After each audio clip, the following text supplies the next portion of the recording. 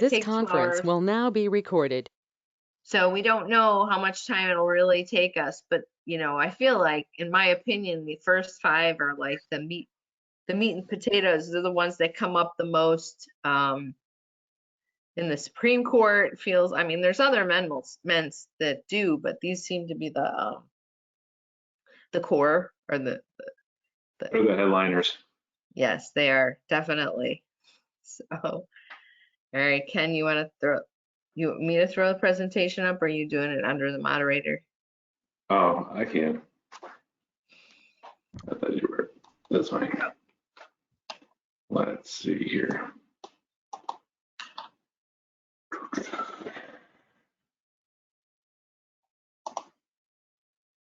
Caught me off guard.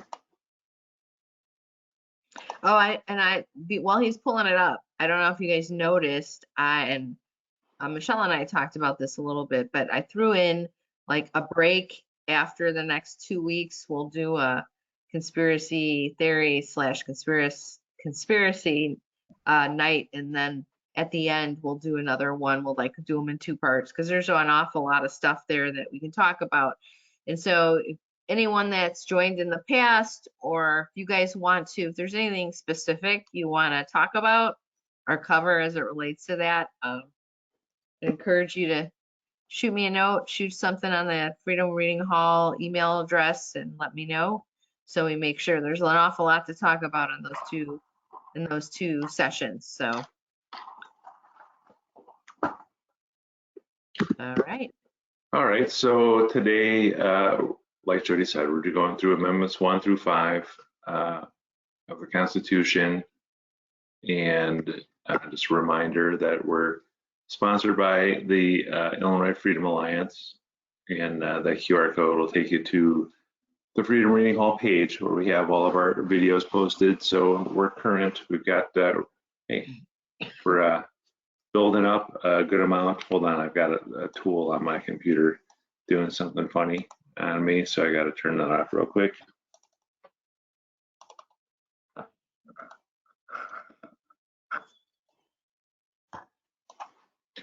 All right, that should work better.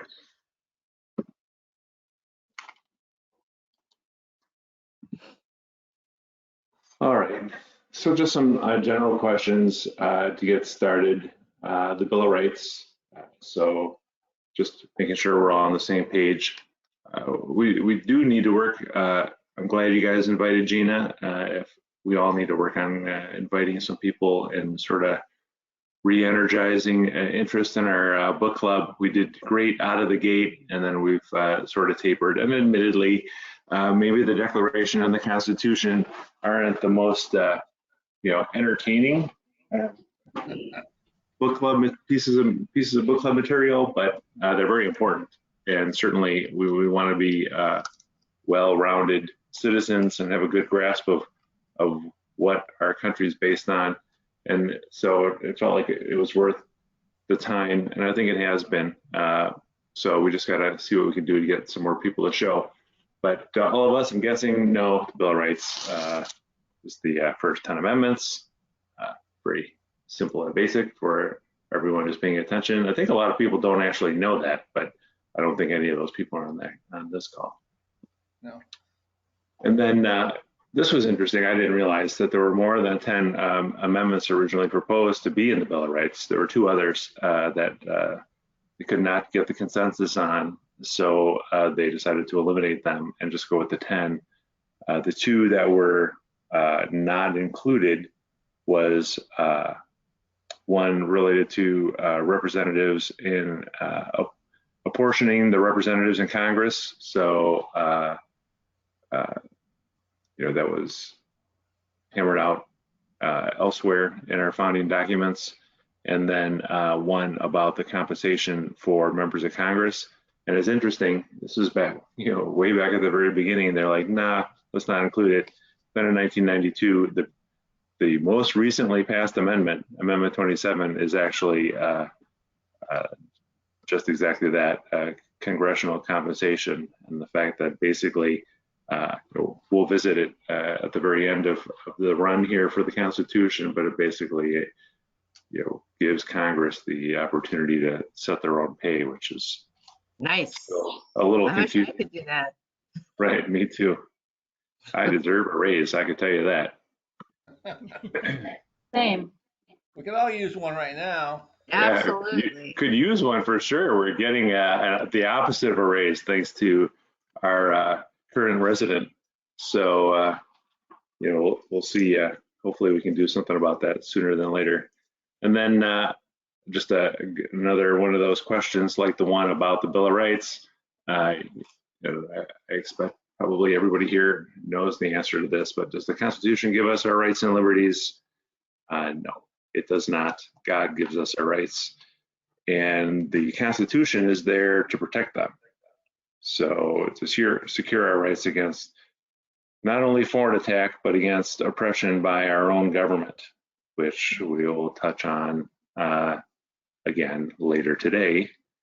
And then as we go on further, the Ninth Amendment does some things to enumerate other rights, and then includes the clause that covers the idea that if the Constitution doesn't protect our rights and establish them appropriately, then the state can step up and try to protect other rights of ours. And then if they don't, then it's in our own hands to guard our rights. But then in no way does the list included in the Constitution become a finite list. Sort of the included but not limited to kind of statement you see in a lot of contract documents.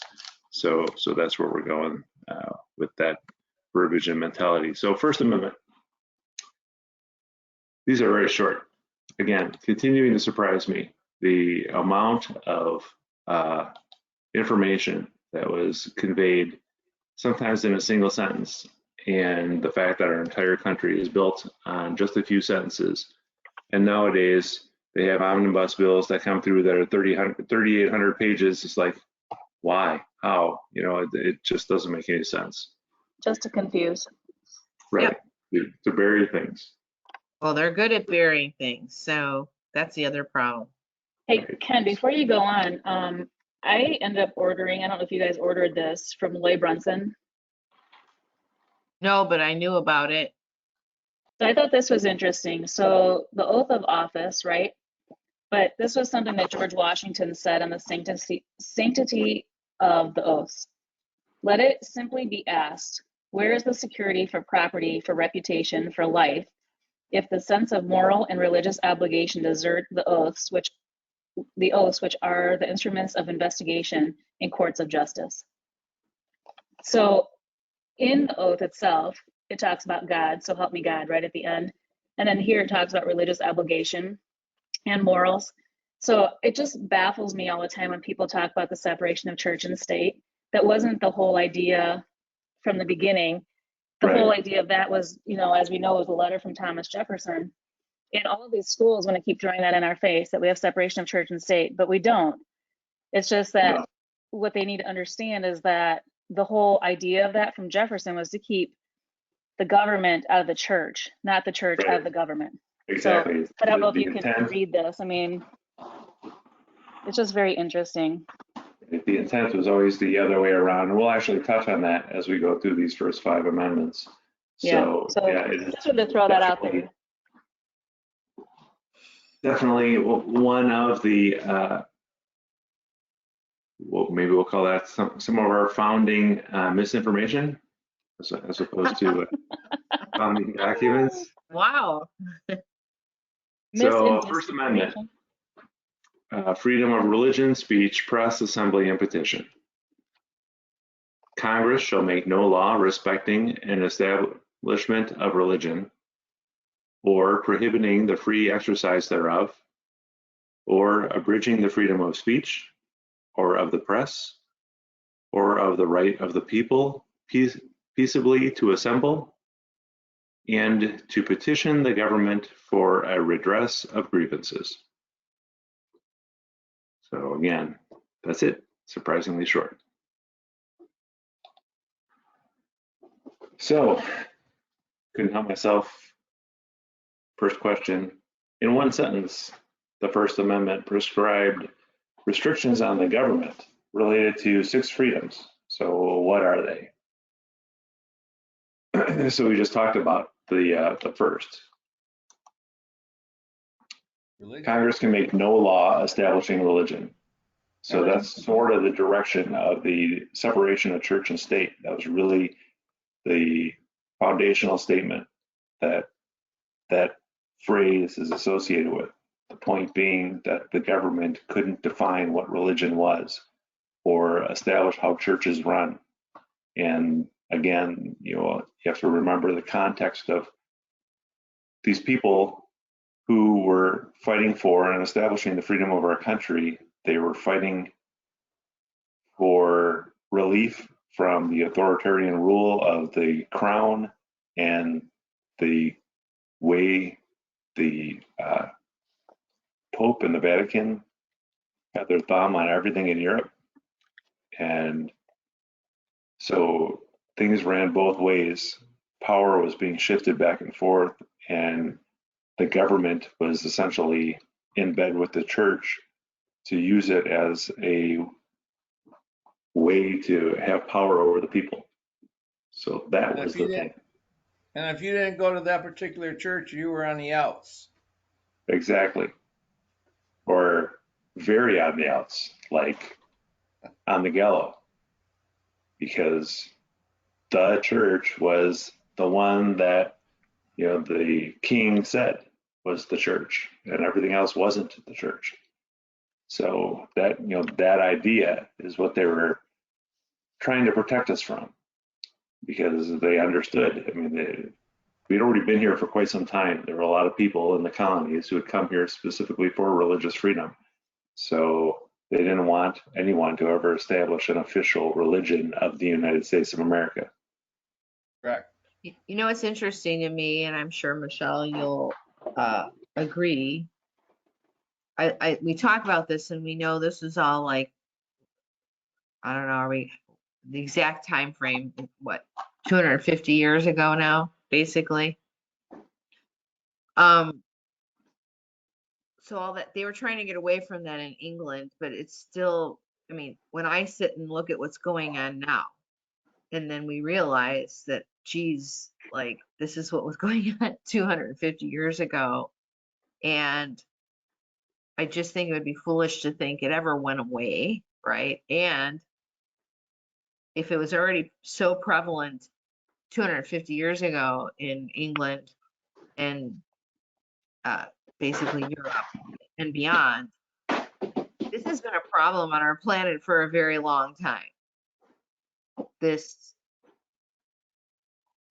whatever you want to call it. And obviously in 250 years, it seemed to have been under the radar, private, essentially a secret. I mean, I sort of feel like that, right? I feel like how are we like awakening to this? It was right under our noses the whole time, but at the same time, just it was all, I can't help but feel like there's some intent here for all of this. Well, but right. I mean, of course, they try to keep a secret from us. And with the internet, we were able to start doing some digging and finding things out. And through some of the truthers and the truther movement, you start to figure things out and what's really going on and what really happened.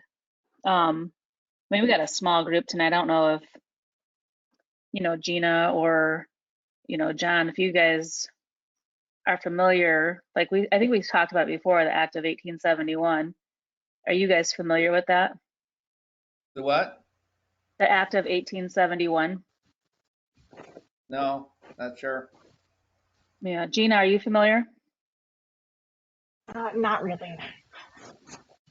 So, the Act of 1871 took place underneath Ulysses S. Grant, and what they did is they changed one of the words of the Declaration of Independence, I think from of to for, right? And so it kind of changed the whole meaning of the Declaration, and we became a corporation essentially. And what they did is that's when the Federal Reserve, they started talking about a Federal Reserve, and that actually came into play later in the 1800s, early 1900s. And what they did is we owed all this money to the crown for the Revolutionary War, and they actually sold the note back to the crown. So we were still paying money back to the crown. So we were always beholden to them this whole time, and we never really knew it. And when they developed or brought in the Federal Reserve, they found that they could make more money loaning money to countries as opposed to loaning money to people through the banks. So they started loaning money to the countries, and even though it's called a Federal Reserve, that was done on purpose so that people would think it was part of the federal government, and it never was. It was always part of private bankers, owned by private bankers in every country. And so Right, I know Sam? we talked about that before, you know. And sadly, I think most people still think so. If you told many people, if you told people that statement you made about the Federal Reserve, they'd be like, that's not true. All right, go Right. look it up because it is true. I mean, and I guess to come back to the First Amendment here, we start talking about document and freeing ourselves from England, but the reality is we weren't quite, something went under the radar and they just kind of, I think, fell to the backdrop for a while and waited, but they waited like 100 years. So Right. it's They're crazy. just looking for an Grant some of this opportunity. Right. Yep. Anyway, go ahead, Ken. Sorry about that. We That's all right. digress. That's okay. We got some time to fill. We're good. So the next of the 6 freedoms, no law prohibiting the free exercise of religious beliefs. So that kind of ties in really well with the first. But this one's interesting. Speaking of Josh, again, everybody who's met him understands he's a pastor and a Christian. And it's funny and not funny, haha. It's funny, odd.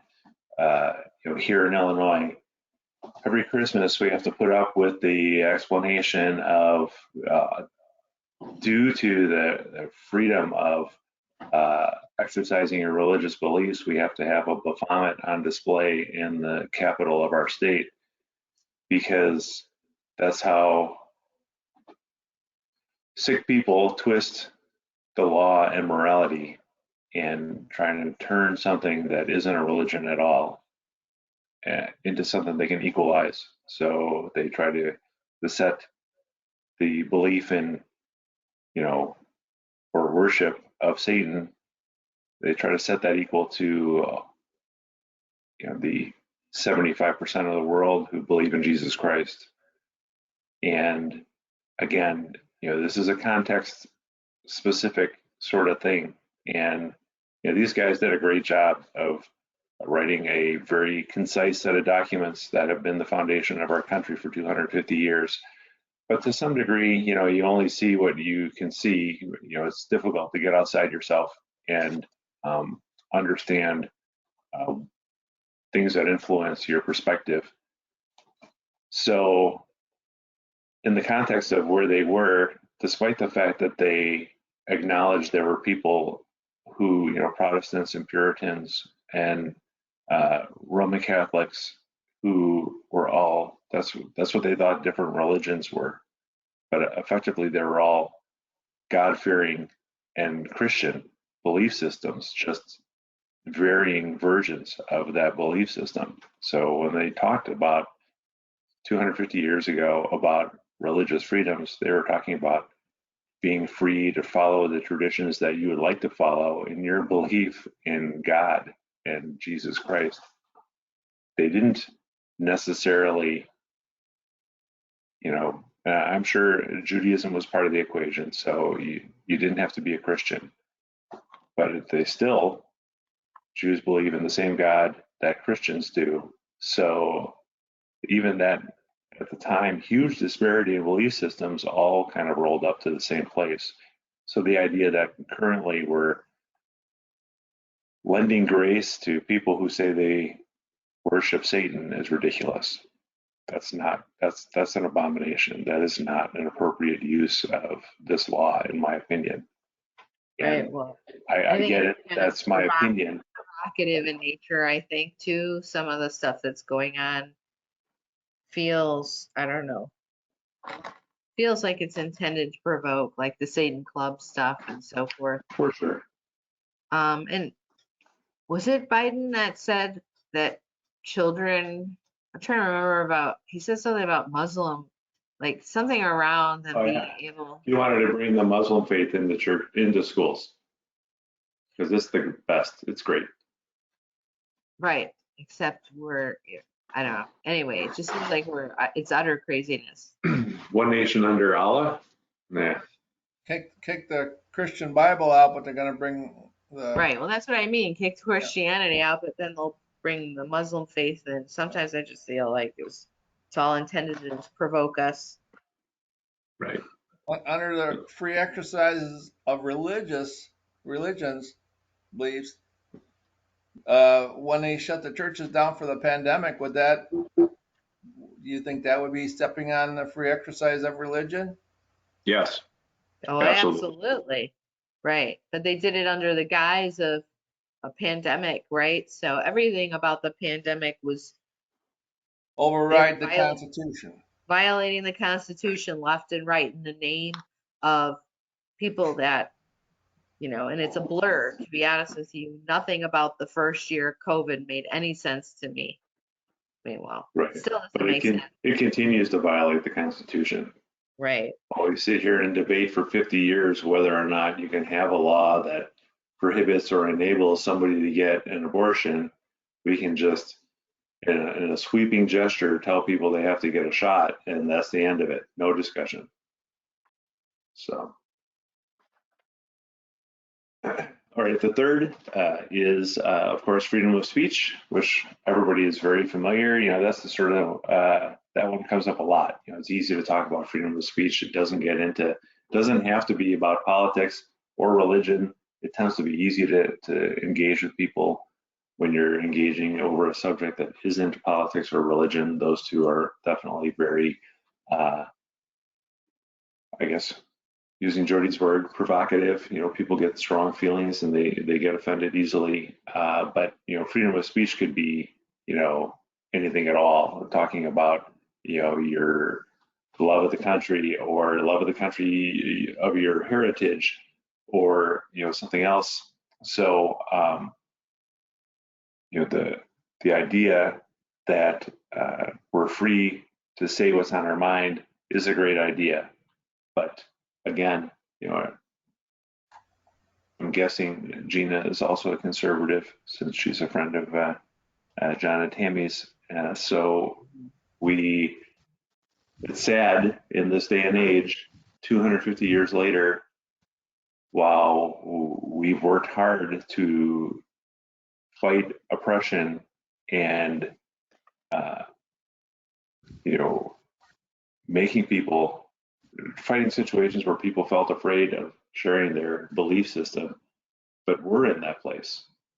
Conservatives have to watch their back if they reveal that they're conservatives, because you've got BLM and Antifa and a progressive mob who's just standing by waiting to give you a beatdown if they can figure out who you are.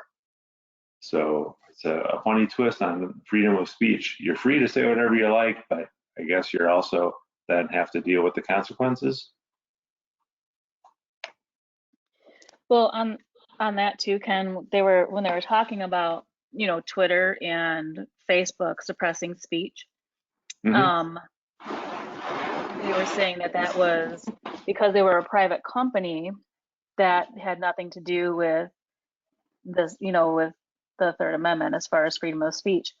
Right. That's all true until the Twitter files started coming out and they found that there were emails going back and forth. So I just want to explain this to John and Gina, and that once they realized that the Democratic National Committee, the Obamas and the Bidens were sending emails, and the Clinton Foundation sending emails to Twitter telling them to block certain people because it was coming from the government, now it was a freedom of speech issue.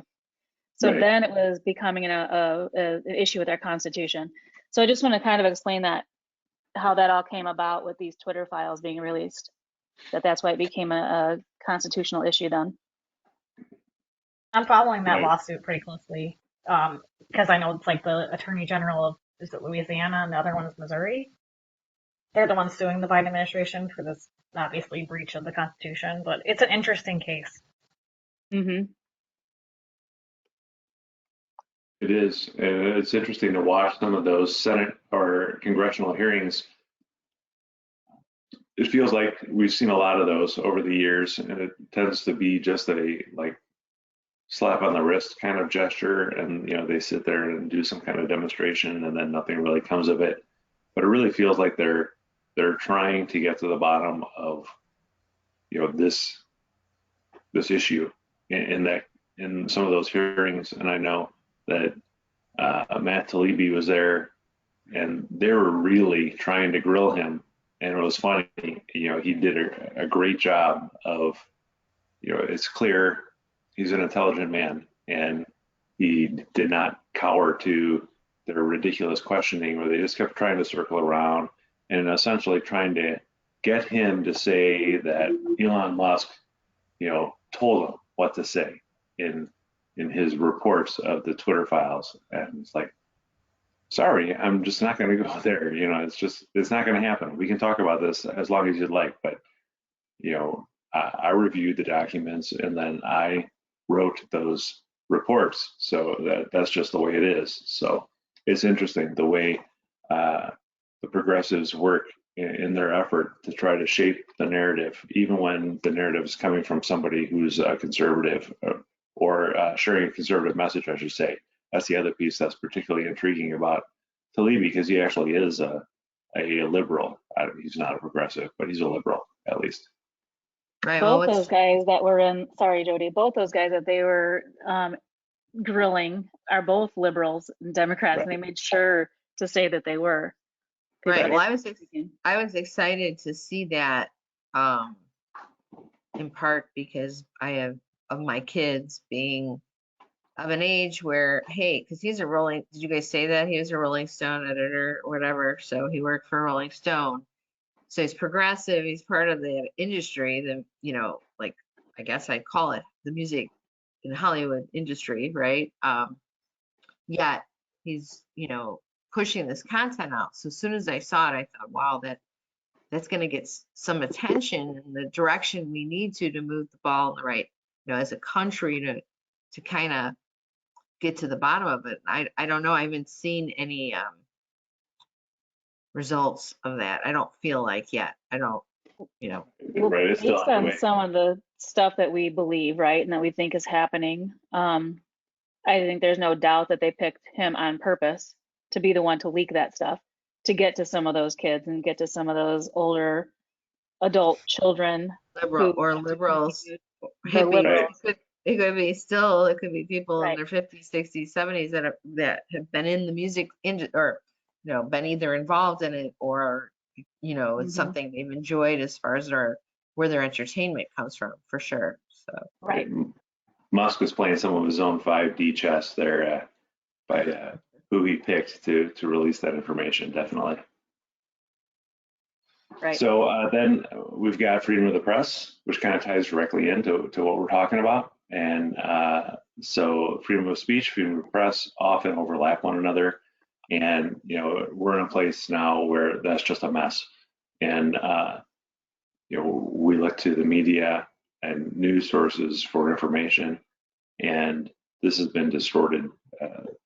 Freedom of the press is supposed to be about being able to share news and truth without an overreaching control from the government. And we're seeing through the Twitter files and through things like White House press conferences that it's just not working. It's not currently being protected. And while there may not be any laws keeping people from having freedom of the press or freedom of speech, there certainly is a lot of concerted effort to suppress free speech and the press.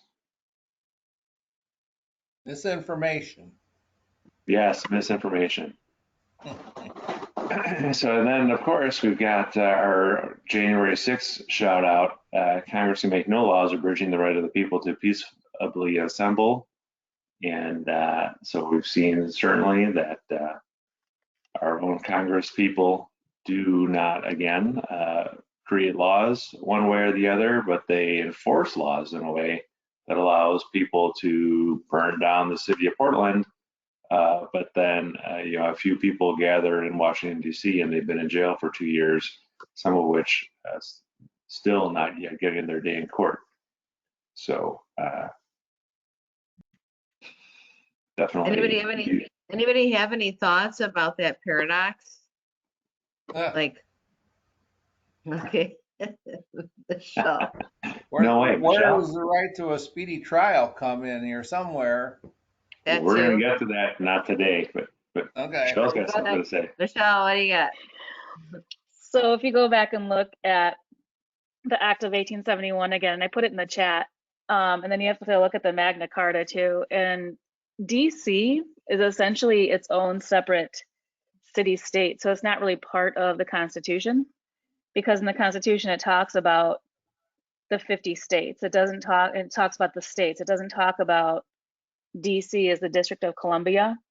So I think the reason that they are not following the Constitution for those folks is because it's seen essentially as a foreign entity or a foreign land, and it doesn't fall under the Constitution because they're in that 10 square miles of the District of Columbia. Just a Well, thought. if they could be a state, then they could go to Congress and they could vote themselves all sorts of money. I think they wanted to keep that like a neutral area. That's my thoughts. Right. Right. When you look at it, it doesn't look like they follow or they fall under the Constitution. I mean, they don't have any, they have representation, but they have no voting capabilities. Right. So then lastly, Congress can't make any laws that keep us from petitioning the government for a redress of grievances. And that terminology is a little antiquated. So I wanted to take a look at just what that meant, or what people have decided that means, because we always have a bunch of literary scholars and law scholars who like to jump in and share their opinions. So according to Cornell University, the right to petition the government for a redress of grievances guarantees people the right to ask the government to provide relief for a wrong through litigation or other governmental action. And it works with the right of assembly by allowing people to join together and demonstrate to seek change from the government. So literally exactly the thing that was happening on January 6th. This amendment ensures that we have the right to do that. Right. But still, they couldn't take it.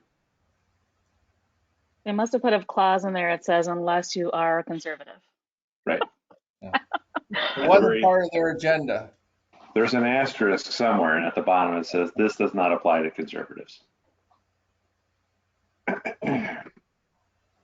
So then, of course, this is a great time to revisit the Smith-Mundt Act, which we probably have talked about while John and Tammy have been on, but maybe not. And then certainly Gina, to share it with you.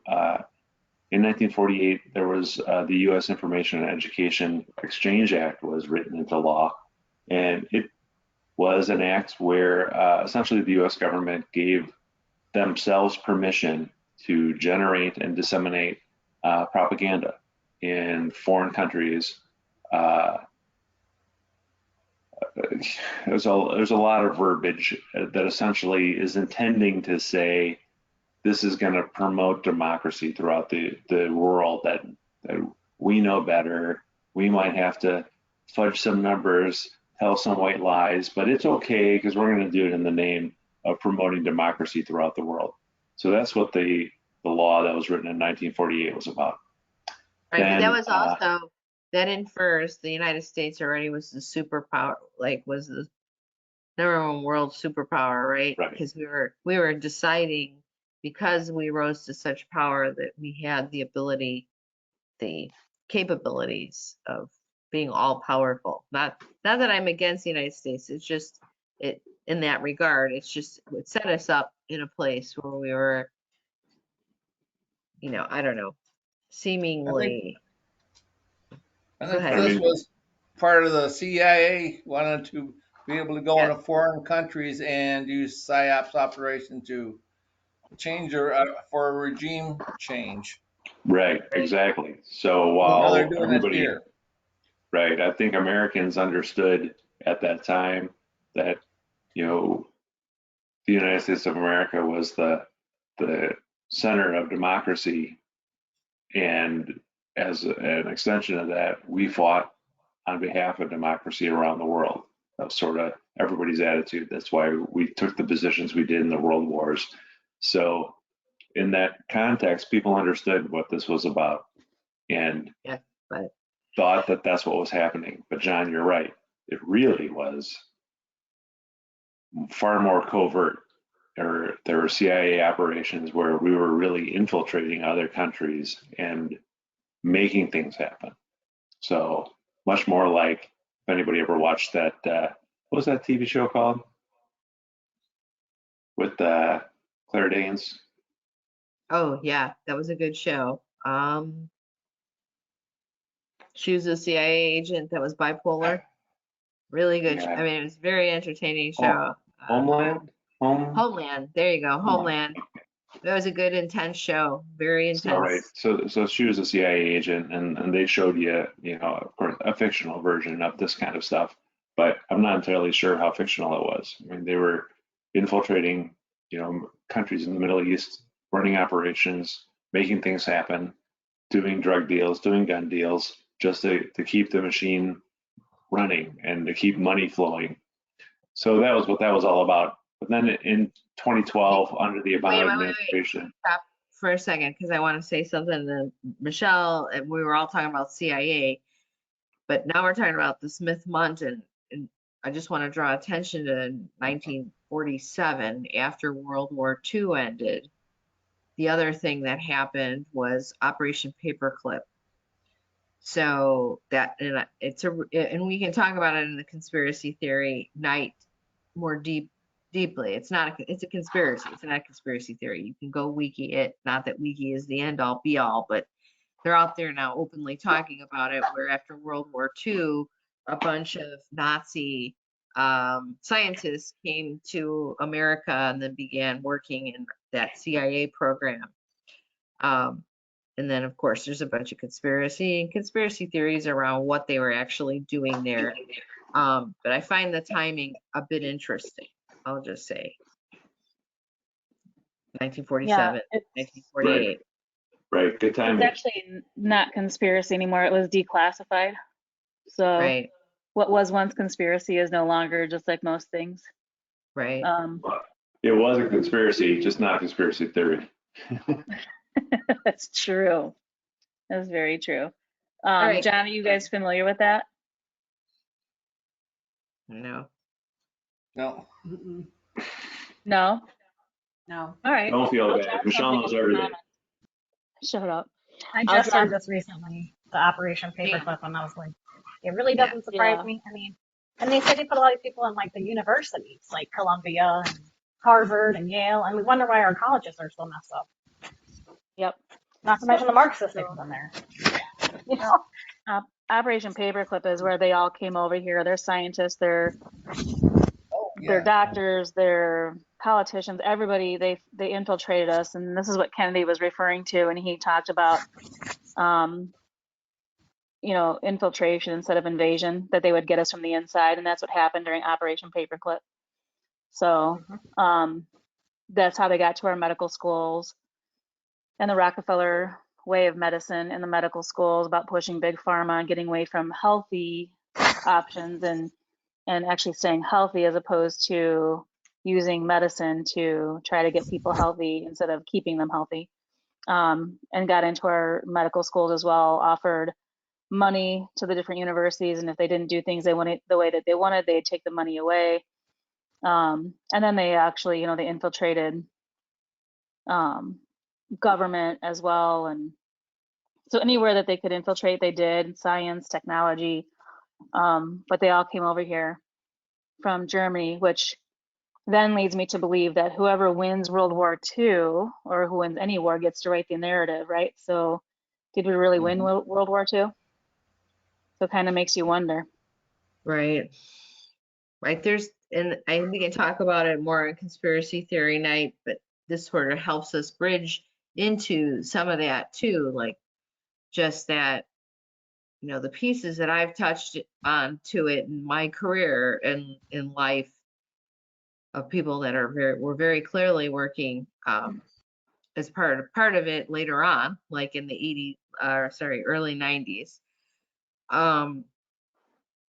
Feels to me like, you start to hear stories about how they needed to advance us technologically, right? And so I don't, like they needed to bring us more quickly up to speed, I think, on certain things, or they decided whatever.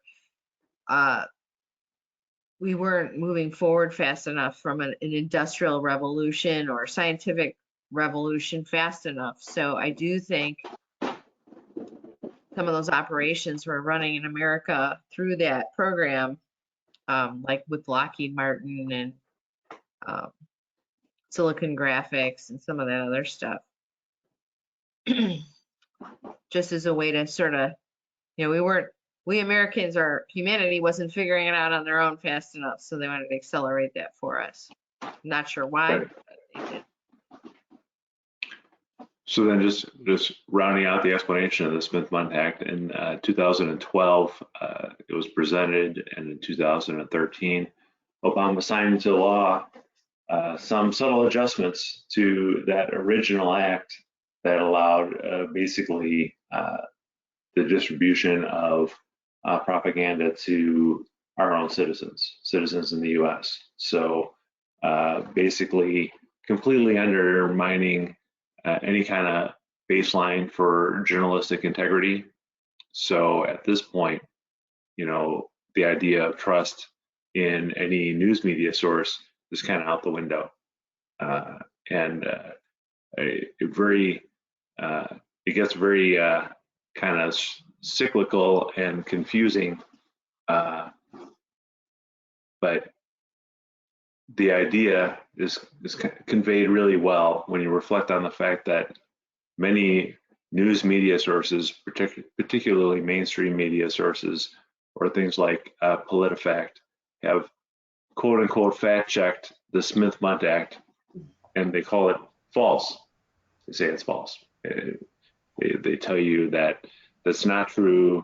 The amendment in 2012 didn't make it so that they can lie to you. But the act itself allows them to lie to you about whether or not it lets them lie to you. So Right. It's sticky.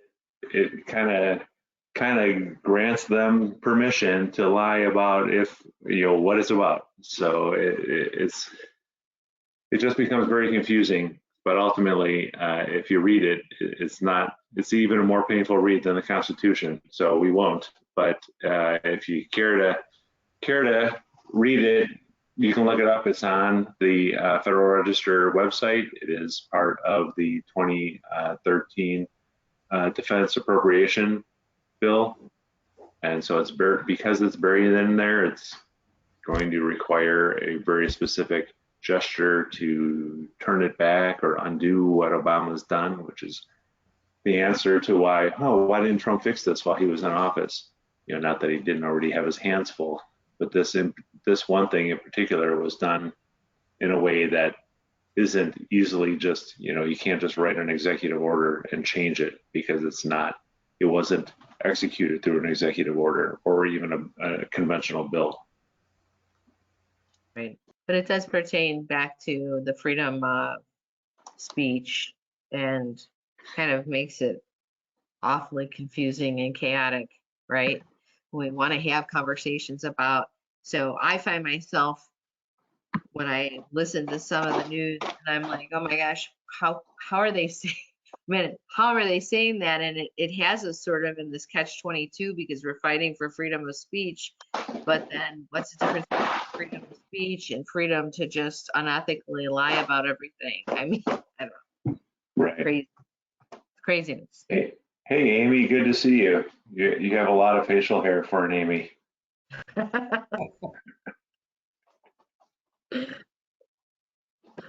Yeah, I'm with my friend Amy here. She's just taking the dog for a walk, actually. So, hi, Oh, everyone. all right.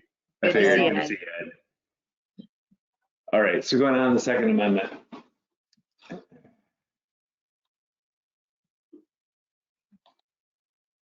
Right to bear arms. A well-regulated militia being necessary for the security of a free state, the right of the people to bear arms shall not be infringed. So, what is meant by a well-regulated militia being necessary to the security of a free state?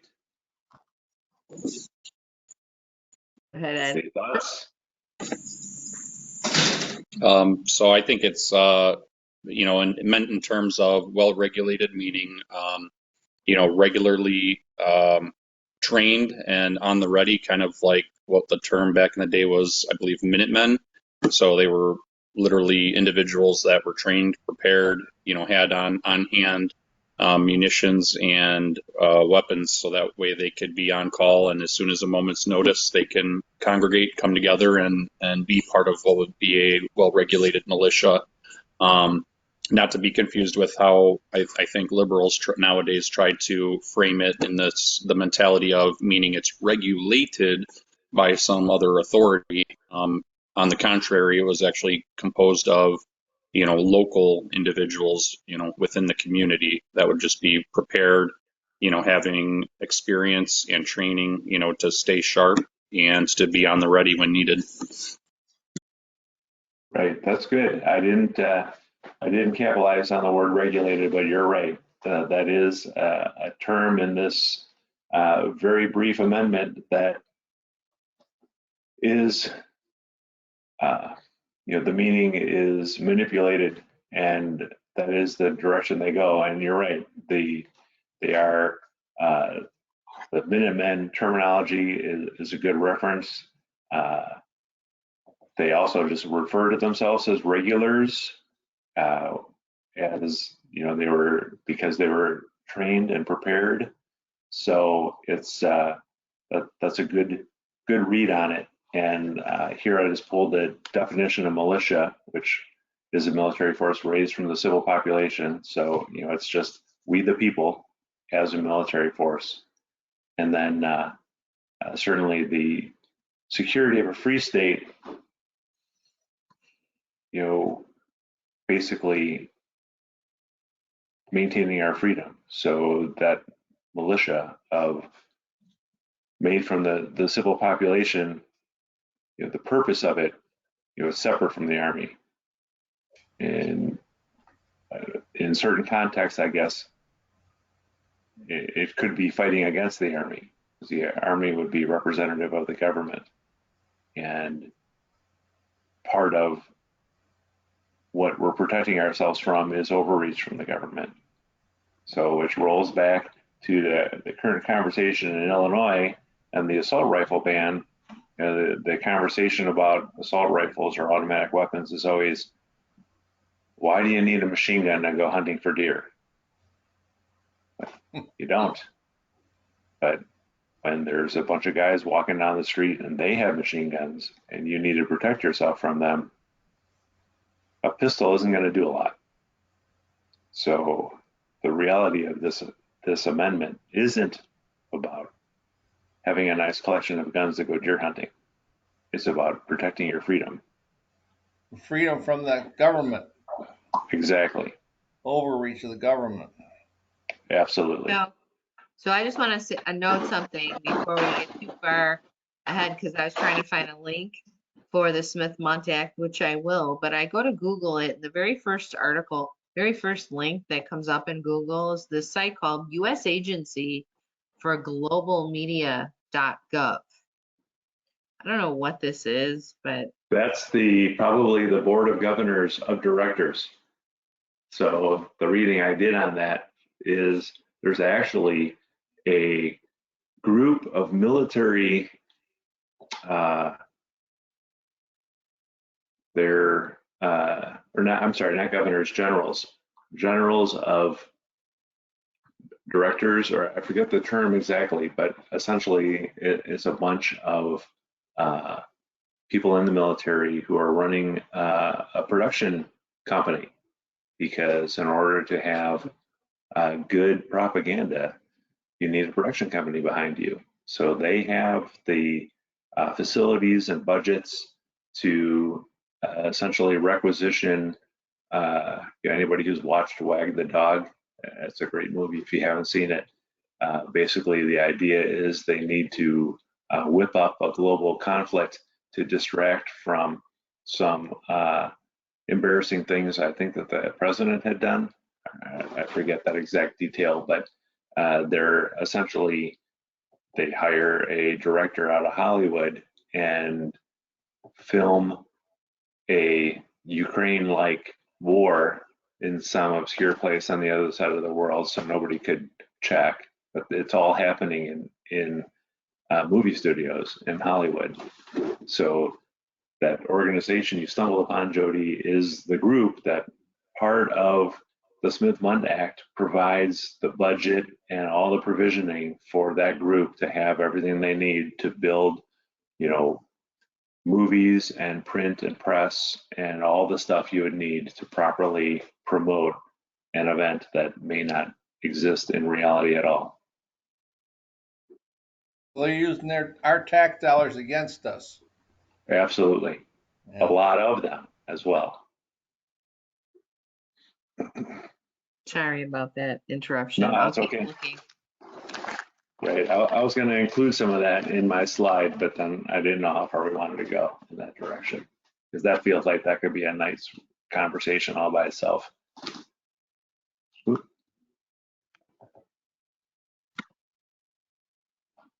So then, since I had so little material to work with, just thought I'd speak to this idea, the difference between the legal terminology of the word shall and the word may. So the word shall is used to indicate an absolute and mandatory provision in any kind of legal document.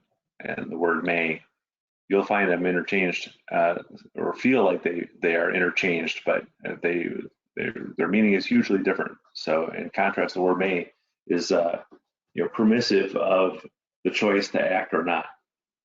So typically implies some degree of discretion by the person, responding to this legal document, whatever it is. So then just pointing out that the right of the people to keep and bear arms shall not be infringed. So there's no room for interpretation there, despite the fact that we have spent 250 years trying to interpret it into, they can take our guns away. There's several lawsuits right now challenging their assault rifle ban, and they Right. need to find the difference between shall and may. Yeah. Michelle, you got nothing on 2A?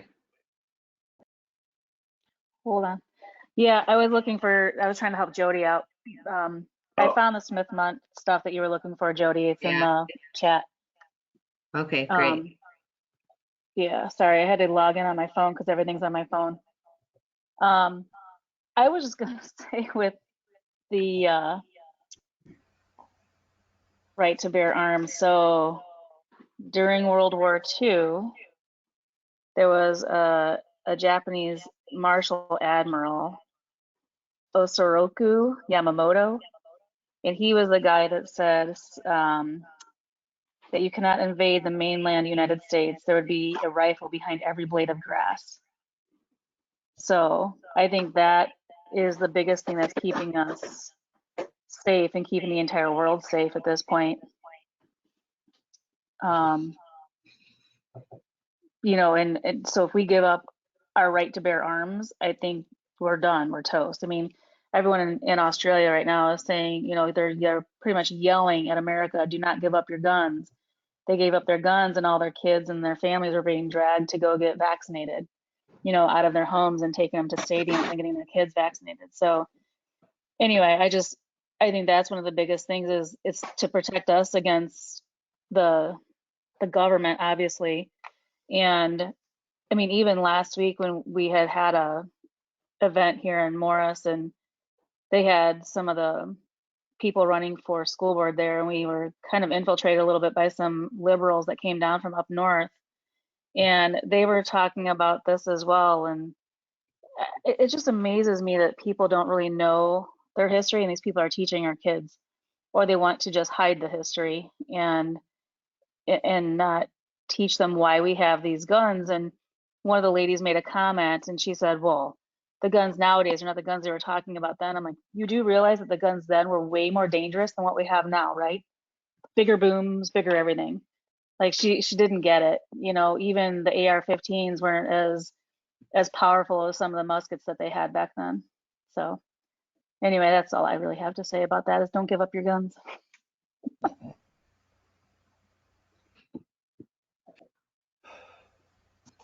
Yeah, I was reassured. My dad, Ken, I don't think you heard my dad last night. So my dad is, I think I shared this with John. My father's a Vietnam vet and leans liberal, but he's kind of a moderate liberal in the sense that he just believes that Congress, the way it's built, our branches are all checks and balances, right? And he just believes nothing will change ever. We're just, there's problems all over our government, but nothing's going to change. The checks and balances are just going to keep us in this place. But he loves guns. He loves his guns. And so he told me last night, because we got our FOID card not long ago, maybe actually 2 years ago, but we really have an exercise. And he goes, hey, Jody, I got an AR for you. I figure you could take out about 600 of them with it. What? Oh, So his wheels are definitely like turning in terms of what's going on in the world, and anyway. Right. He's not actually a liberal. He just was raised as a Democrat and decides he has to be one. But most of his attitude is conservative. So, or aligned with conservative values, at least. Right. About 90% of veterans are pretty conservative. Right. Right. Anybody who's willing to give their life to protect our Constitution, that's pretty high on the list of what it takes to be a conservative. Both the Democrats, You they go are in, you not just like write the a blank Democrats. check. Oh, sorry. What was that, Gina? Oh, I just think the Democrats, they are not anything like the previous Democrats. I mean, my grandma used to call herself a Democrat, but I mean, these people are unrecognizable. I mean, Right, exactly. seriously, I think their party's been taken over completely, and I don't know why people don't see it or how they don't see it. But again, if, like you said, they're listening to mainstream media, they just get fed this narrative that they, spoon fed it, and they just take it.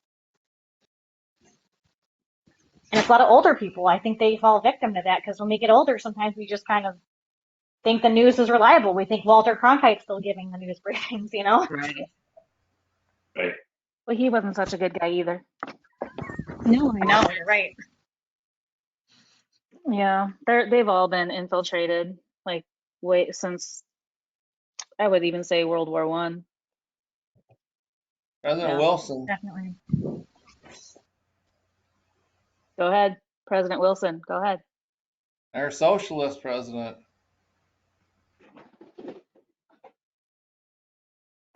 Yep. That's why they want to change history, right? They don't want us to know how, some of these things that are kind of were hidden in plain sight. I just recently learned that Prohibition was a progressive era movement. I mean, I would have thought it was all the Christians, like us, people, us sticks in the mud, No, it was a progressive era thing where they think they can actually control human nature by making laws, as if that stopped anything. That just motivated bootleggers, Exactly. Turns out you can't control human nature by outside forces. It has to be something that is done on the inside of a person. Yep. I just thought it was interesting, because you would think, I bet you if you ask anyone who's 20 years old, who put the prohibition movement through, they would say, oh, those stick in the mud conservatives. No, wrong. It was your lovely leftist progressives.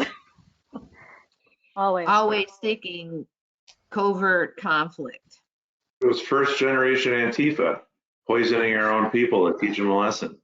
All right, you guys Yeah. know about that, Yeah. right? 10,000 people were killed 10,000 by our people. own government. Huh? 10,000 people were killed. I said 10,000, but anyway, they were killed by putting 10,000. poison in alcohol. Yep, Wow. during Prohibition. They drank a lot of the wood grain alcohol. It killed a lot of people too. Well, that too, right? Is that they found some quality bootleg liquor and they decided instead of collecting it, they would poison it and teach them some lessons. Well, Well, the Right. ends justify the means for these people. You know? Totally. All right, let's go on to Amendment 3, which is the least exciting of all the amendments. Quartering of soldiers. No soldier in time of peace shall in time of peace be quartered in any house without the consent of the owner, nor in time of war, but in a manner to be prescribed by law. So that's that. This would be one of those, hold on, I'm losing track of my mice and my screens. So what conditions were set by the Third Amendment? So during times of peace, now without the consent of the homeowner, during times of war, only as prescribed by law. This is really another context sensitive issue. You know, the colonies were dealing with the crown. British soldiers were forcing their way into people's homes, demanding to be kept, basically demanding to be provided housing and food. And so this was, this was written in direct response to that. And one way we know that is I checked, I'm like, what is this for?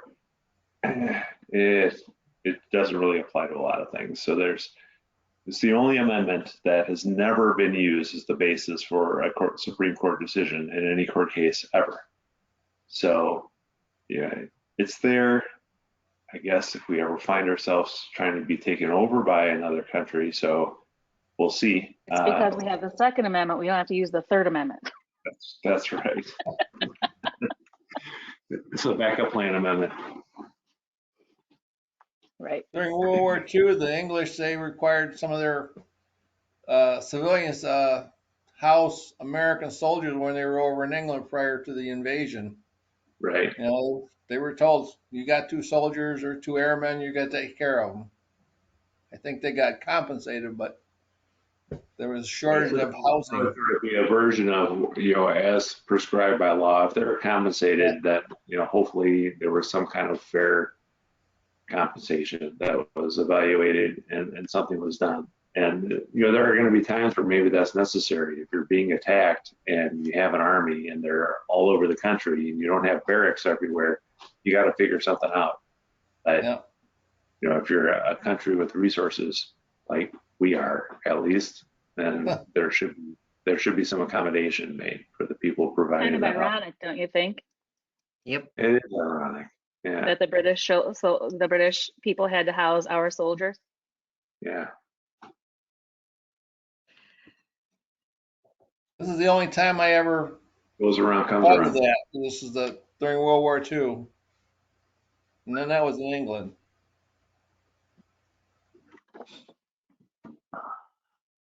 All right. We just posted a meaty Charlie.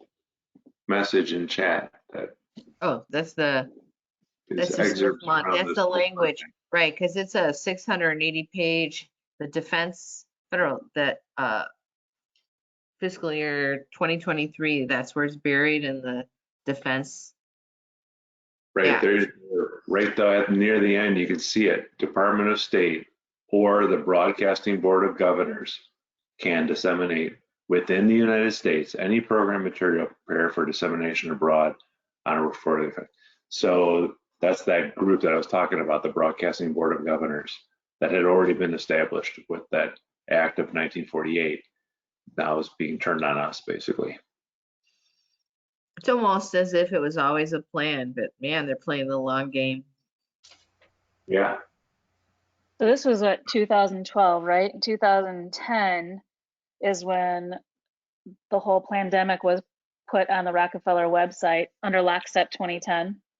So I think they had to have this in place to be able to lie to us now legally in the United Right. States. So that scares, well, not scares. I don't speak in fair talk anymore, but I was going to mention, and they're really good at burying stuff in long acts. And, you know, I don't know if Ken remembers this, but like in 2010, I worked for a company that was working in the health insurance industry, and I was asked to basically read over the draft for the Affordable Care Act, which was 906 pages. And yeah, it was horrible. But buried in it, and I remember sitting and they said, well, there are any interesting findings in that document? And I said, well, you know, we talked about the ones that we felt like might, you know, were going to impact our business. But then I'm like, but there's just like strange language around if we were in a, what is it called when we're in a military state? Military. Like, huh? A state of emergency. Not a state of emergency. The military's in control. The term always Oh, slips. my- Martial law? Martial Martial law. law. There we go. So if in the state of martial law, it's buried in the Affordable Care Act, which makes no sense, but they must have all been working together on all the same stuff, that our military has the right to not only come into our home, but has the right to all of our food in our home, food and water, food and drinks. I think Obama signed that one, didn't he? Yes. Correct. So, I mean, a lot of people don't know that one, but it's in there. I'm like, They, this they is can very take your good. car or truck or whatever they need. Right. Anything Exactly. they want. Right. So they So must, right. on some level, at least in concept, a complete contradiction to this Third Amendment. Correct. So they basically were breaking down these amendments in these other acts to break apart our Constitution. During our state of emergency with the pandemic, would have been legal for the government to come in and take whatever we owned during that time? State of emergency we were in? Well, if through the Affordable Care Act, they could, right? So if I don't they, know if that state of they're, emergency and martial law are the same. no, I don't think they are. Right, I don't think so. So if the Affordable Care Act says specifically martial law, then no. But if it said a state of national emergency, then yes. And just so you know, martial law does not have to be announced publicly. Just throwing that out there. It doesn't. One more thing to worry about. Thank you very much, Michelle. You're welcome. It just makes But me wonder. under a are state we- of emergency, you can actually deploy, which they have. They can deploy the National Guard, which they're still all deployed in the states.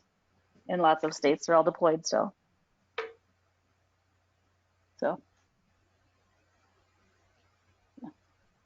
How Right, long which- until Biden declares the climate emergency, which I think he's going to try to do at some point. You know, Right. climate change emergency. Or Uh-huh. I keep hearing this floated around, so I'm like, huh. And what you just said kind of sounds interesting. It sounds like an apocalyptic situation where the military can just come in, eat all your food, drink all your water, take all your survival gear. You know? Right. Oh, climate change, definitely. Right. that again is why you don't give up your guns. Right. Yes. Thank you for reiterating that. That's a good point. Enemies foreign and domestic. You've just never had to do it domestically. Oh, Oh, you keep flipping to that. sorry, yeah. I'm moving my mouse around. All right, do you want to go on to the Fourth Amendment? Sure. It's another exciting one. Oh, no, that's a little more exciting than quartering of soldiers. At least it applies for real life still. So this is Fourth Amendment, search and seizure. The right of the people to be secure in their persons, their houses, and papers and effects against unreasonable searches and seizures shall not be violated, and no warrants shall issue but upon probable cause, supported by oath or affirmation, and particularly describing the place to be searched and the persons or things to be seized.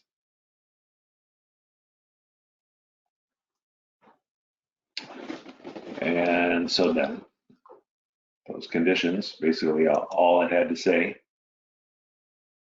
which these are things that we discuss. You know, this is an amendment that definitely applies to current everyday life. You have somebody, a detective, a policeman, I guess it could be CIA or FBI agent, whoever they are, somebody affiliated with the government coming to your door or pulling you over, and they tell you they want to search your home or search your car. And I think, you know, a lot of people have heard or seen in movies, at least, the idea of the sort of challenging the right of a person to search your home. They need a search warrant. Search warrant, you know, unlike the whole Carter Page and FISA and all that we've heard about as it relates to Trump, because again, you know, remember the asterisk, if you're a conservative, the rules don't apply. But you know, there was supposed to be probable cause, and supposed to be it requires an oath or affirmation. You know, in current day would be, you know, somebody with an affidavit about what they witnessed or what they saw or some event that transpired. So all those things would be the substantiation for the search warrant. And then the search warrant has to be specific. It isn't like you go, this guy rubs me the wrong way, so now I get to violate his personal sovereignty for as long as it takes for me to figure out what he's doing wrong. That's not a search warrant. A search warrant is, you know, I've decided because I've seen evidence that, you know, maybe it's this guy, I think he's a drug dealer because I saw him look like he was selling drugs on a corner, and this person who knows him says he bought drugs from that guy. So now I'm going to go search his home, and I'm going to be looking for drugs. So that would be where I'm searching and what I'm going to seize. So I don't get to search Mar-a-Lago and go through what's her name? I forget Trump's wife's name at the moment. Melania's underwear drawer. Yeah. And collect clothes from her closet because I'm looking for you know, classified documents. None of that makes sense. That's not the way search warrants work. It is the current day and age where we don't apply the law except for when we feel like it. But that's, you know, all of that, again, you know, I feel like we're ticking through each amendment, and we have current day experiences where we can reference blatant violations of the Constitution, which is really quite sad.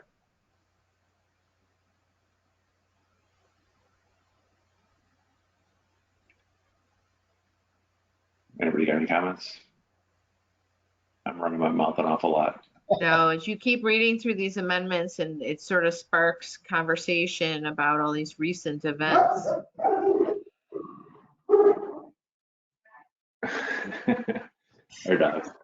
Our dogs are closer to It makes me just think, I just sit there and I'm like, is that a coincidence that like literally every violation is like I mean, I wonder how many of these amendments we're going to go through, and there's that one. There's that violation. Like, it's like they're deliberately doing all these false flags and these behaviors to break down the US Constitution, just break it apart. I think it's done partly on purpose to make us do what we're doing now, right? To make people look into it and really know your Constitution, know what your rights are. Totally.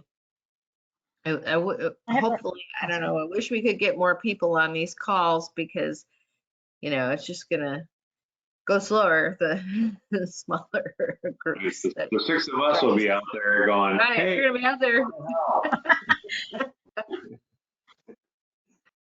Hey, there's 7 of us on here. Let's not get crazy. Don't forget about that 7th person. All right, That's sorry. right. I didn't actually count. I was just guessing. Amy might be listening too, so that could be 8. Oh, Amy. there you go. Oh, there you There's go. Amy. Ed and Amy are both here. Nice. I just think it's funny though too. Like I don't know how many of you go to church and what your pastors are like, but my pastor today, if you guys get a chance to watch Fox River Lutheran Church out of Sheridan, he actually posted the pictures that they posted last week about Trump getting arrested that were fake. Yeah. Oh my gosh, it was fabulous. Trying to like get people to understand that some of the stuff they're showing us on the news is fake. And he goes, these pictures aren't real. You guys know that. And he put up the whole thing about Mockingbird Media. It was so good. And I sent him last week stuff about the Smith-Mundt Act. So I was really hoping that he was going to put that in there. He was right there, and he could have put it in right where he was. But at But any that's rate, serious. he's waking But people that's- up. Right, but that's too serious, right? The Smith-Mundt Act is a cold bucket of ice water over your head. But the Trump, those pictures were awesome. I was like, one of them, his tie changed, or something like that. So he changed Oh my, his it tie. was so good. There was a narrative that Trump wanted to wear a different tie when he actually got booked. So he changed his tie. You want to put his red tie on? Yeah. Oh, it cracks me up. Did you see his rally down in Waco yesterday? Yeah, Yeah, he and I didn't don't have think any that tie. the place of the rally was by mistake either. Yeah, that was pretty good, I thought. There's a whole And the leftist conspiracy around media the whole picked up Waco on the statue. Waco thing. The media did pick up on that, and they're trying to say like, oh, there he goes again with the domestic extremists. Uh-huh. Yeah. Well, that whole thing has a whole thing behind it too. There's a whole conspiracy theory behind that as well. The Magnolia Network is from Waco, Texas. They're not extremists. No, I love that show, and Joanna Gaines covers that.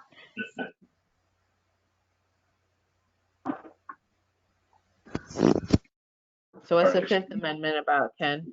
The Fifth Amendment? All right. Grand jury, double jeopardy, self-incrimination, due process, and takings. No person shall be held to answer for a capital or otherwise infamous crime unless on a presentment or indictment of a grand jury, except in cases arising in the land or naval forces or in the militia when in actual service in time of war or public danger. Nor shall any person be subject for the same offense to be twice put in jeopardy of life or limb, nor shall be compelled in any criminal case to be a witness against himself, nor be deprived of life, liberty, or property without due process of law, nor shall private property be taken for public use without just compensation. So that one was particularly wordy in the context of what we were reading today. So the Fifth Amendment affords protections for someone accused of a crime in specifically. So what are those things? And again, this is something that's far more kind of time relevant for us. Definitely, we're hearing all about this indictment that's supposed to be coming down for Trump from New York Attorney General. So that's this number one, basically, that there's a provision for people who are in the military during times of war, but outside of that, if you're going to be held accountable to a capital or infamous crime, that can't happen without an indictment. So we still use the indictment process. It applies to quite a few laws, generally things that are not location specific sort of things. You get arrested or ticketed for traffic violations or domestic disputes or things like physical altercations, or robberies, or disturbing the peace, all that sort of thing. So, an indictment would be more, I think, what we probably think of as white collar sort of crimes, things where you're doing something that's process oriented, embezzling money, something inappropriate, like in this case related to taxes, as far as Trump is concerned, and that sort of thing. And so all of that, any of those sort of crimes where you're not sort of caught in the act, but it's determined that you broke the law after the fact, is where an indictment is necessary. So, and that's still the case. Then the second, can't be charged with the same offense twice. Basically, they use slightly different wording, talking about being twice put in jeopardy of life or limb for the same offense. There's actually a movie called Double Jeopardy. That's a good movie. It's old. It's really well, good. I think they remade it, but it's It's the an old interesting version. concept where a person uses this law and exploits it as a criminal, where they Yep. first create a scenario where they are accused of killing somebody when they didn't, and then they kill them, and they can't be accused again because it would be double jeopardy. So it's a very interesting movie, but certainly we hear that you hear the idea of double jeopardy still in the current context as well. Sorry about the dogs. Somebody is outside, probably another dog. You're being invaded. Yes. Our first line of defense is the dogs, then it's the guns. That's a good alarm. All right. So the third one, you can't be forced to incriminate yourself. Yeah, everybody's familiar with I plead the fifth. So that's where that comes from. You can't be made to take the stand and provide information that would essentially, put yourself in jeopardy, incriminate yourself. And then private property cannot be taken for public use without just compensation, which is a particularly tricky phrase. And I know, I forget Mickey's last name, but Michelle introduced us to a gentleman who was just a ridiculous, endless source of political or legal reference, and he wasn't even a lawyer, but he had a very interesting life story. And one of the things he spoke about was this idea that the Fifth Amendment says they cannot take your private property for public use. So as an extension of that, how are taxes? Okay.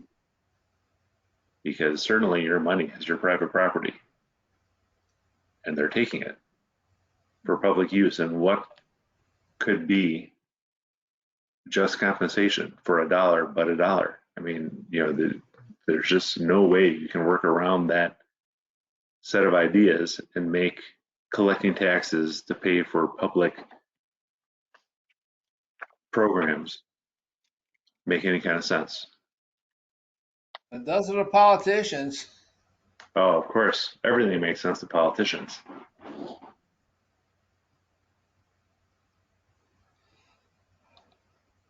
This is actually in Loy's Constitution book. He says Loy's 7 discoveries and Ben Franklin's no tax plan. And he talks about the just compensation clause in Amendment 5 nullifies all tax clauses within the Constitution. Taxation is having your private property taken from you for public use without just compensation.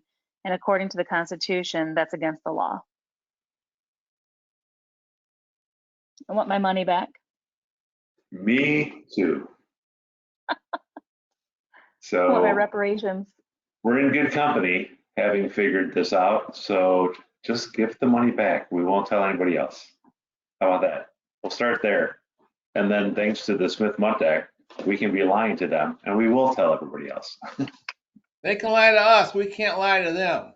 Oh yeah, that's right. Right. I forgot about that asterisk. Darn it. Double So he jeopardy, double refers- standards. He refers to Article 1, Section 8, Clause 5, gives Congress the power to create and issue money, which eliminates the need for taxation. In 1913, so class, tell me what happened in 1913. Titanic? Titanic. The income tax amendment came through. That was the Federal Reserve. Oh, Oh, the Federal Reserve. Okay. institution of Federal Reserve, right? 1912 was the Titanic. 1913, the Federal Reserve came into play. In 1913, Congress unlawfully gave that power to a small group of bankers that owned the Federal Reserve System, which resulted in the taxes and government debt we have today. I got to get at least 50% for my Titanic answer because the Titanic was all about the bankers. There you go. You'll get half a point. All right. And it says Amendment 9, the governing clause or the interpretation clause demands strict adherence to interpreting the Constitution only in ways to protect our God-given unalienable rights. Loy also refers to it as the voice of God. Amendment 13 supports the just compensation clause in Amendment 5, which also nullifies all tax clauses. Taxation is involuntary servitude, which is against the law in every state. Interesting, huh? Unlocking the Constitution. The locks are the tax clauses, the gold and silver clause, and the borrowing clause, which are unlocked, changed, or nullified by the keys referred to as Amendments 5, 9, and 13. Even if taxation were constitutional, Amendment 24 demands your right to vote shall not be denied based on not paying any tax. This means all tax-related convictions should have never been a felony conviction, since felony convictions strip you of your right to vote. Interesting. And then the seventh one, the Constitution's Article 7 tells us who the God of the Declaration of Independence is, who the God of the Constitution is, and who the God of this country is. If you've taken an oath to support this Constitution, you have taken an oath to support Article 7, and therefore you have taken an oath to support our Lord found in Article 7, who is Jesus Christ, creator and savior of this world. This book's really amazing that he put out. What is going on? Stop it. I just find it amazing that you can be a felon and you lose your vote, your right to vote, but if you're a felon, you can still run for office. You can still run for public office. Well, in Also- Illinois, they're trying to give our felons the right to vote again. Yeah, right in prison. Yep.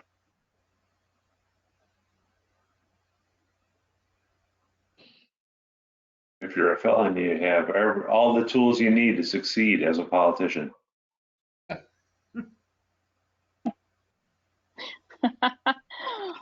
True. Hey, Ken, am I able to share my screen? I think so. You can give her. Here, let me you have to stop hand it sharing. over. I'll stop sharing. There we go. Okay, there you go. Okay, now I gotta figure out how to do it on here. Amy Ed left, FYI. Yeah, I saw. We lost him. Yep. Hey, this is not exciting enough. We're out. So how do I share, Ken? You hit the little button that's right Oh, next the to the bottom of screen. the That's the screen. Got it.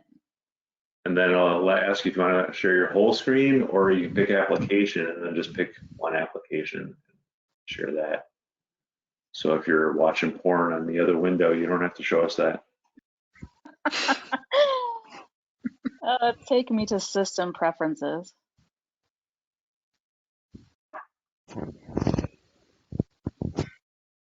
And then if you're going to play something like a video as you share, there'll be a little pick box at the bottom that says share the audio to. Make sure you pick that, otherwise we won't hear what's going on.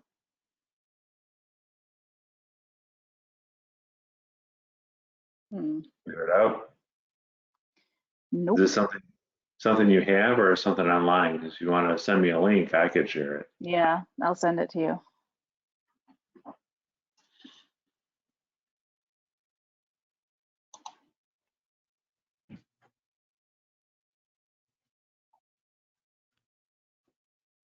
Maybe you have some movies too, Ken, right?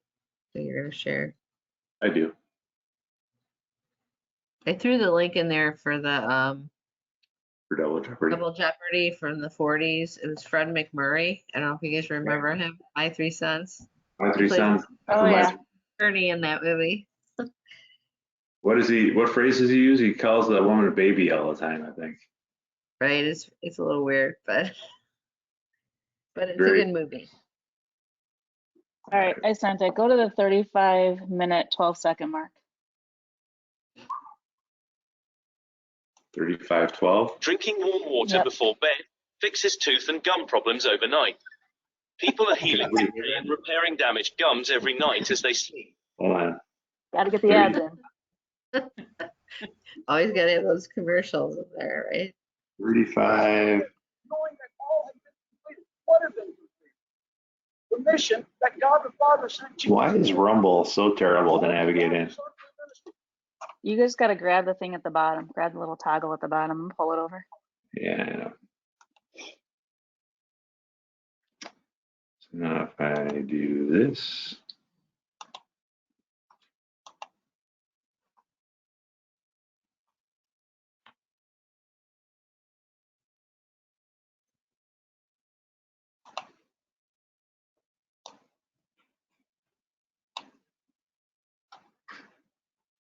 There we go.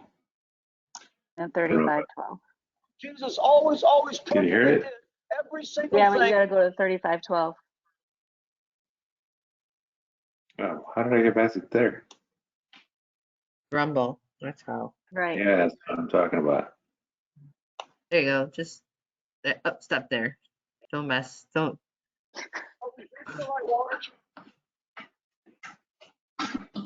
The pictures you see on the screen show President Donald Trump being arrested last week by New York City police after he was indicted by Manhattan DA Alvin Bragg for supposedly violating campaign finance law. The only problem is those pictures are fake because President Donald Trump was not arrested by New York City police last week for supposedly violating campaign finance law. Somebody just deep faked him and photoshopped it just to get it out there to cement it in people's minds, because people today think with their eyes that President Donald Trump really is a criminal and was really arrested, even though he really wasn't.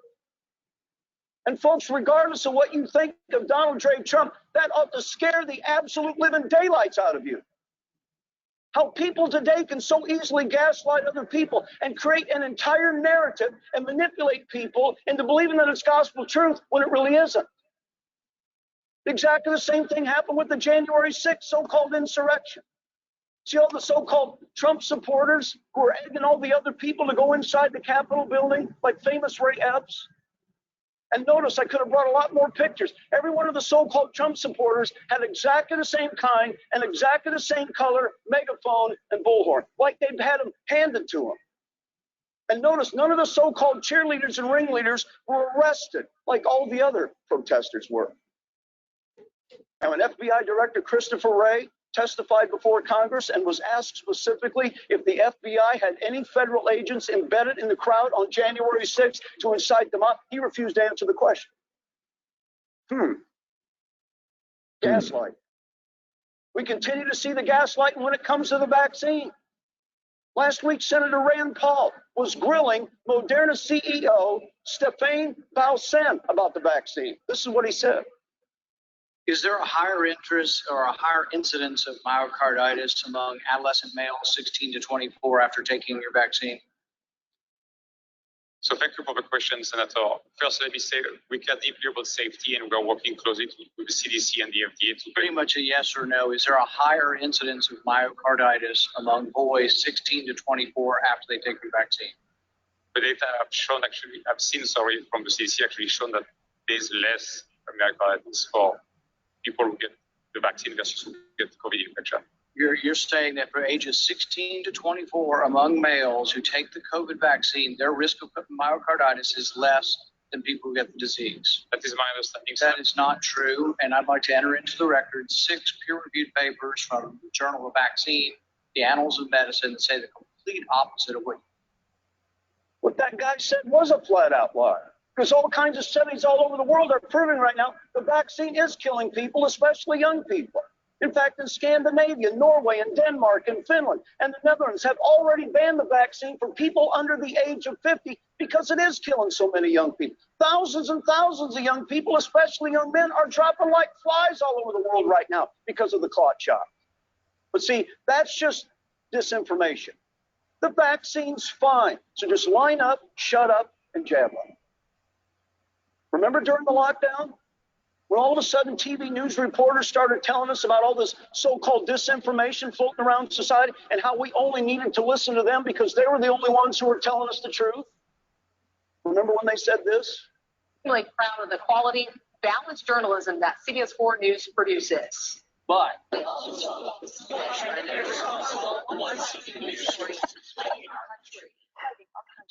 sharing of bias and false news. They all literally said the same thing at the same time. While alarming, some media outlets publish the same fake stories without checking facts. Sharing the bias. False news has become all too common on social media.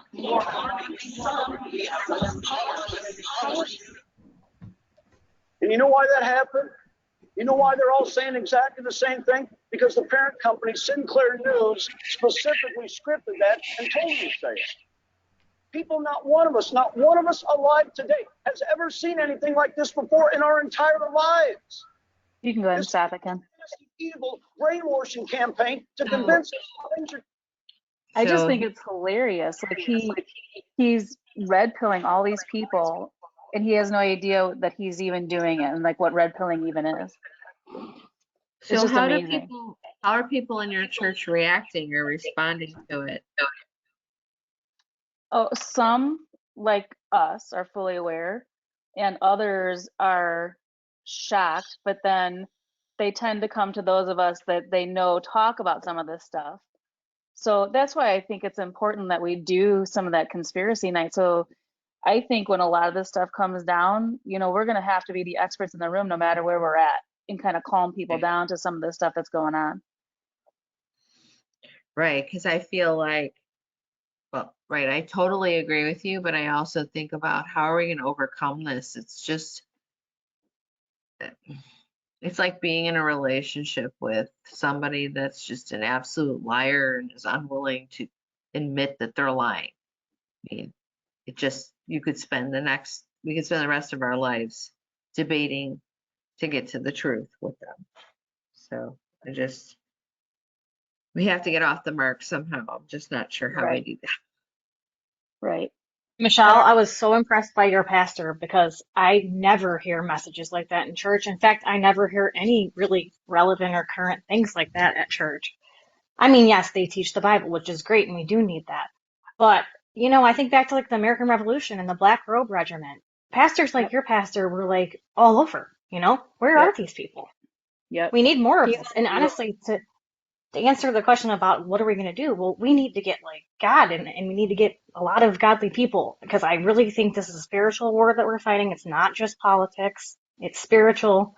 It definitely is. And I don't know. I think we just need to get like more, like you said, more than 8 people, more than 7 people. We need a lot more people and they're out there, but like they're asleep. And I think that sometimes people don't want to admit things like this because it's too scary for them. It's Right. I agree.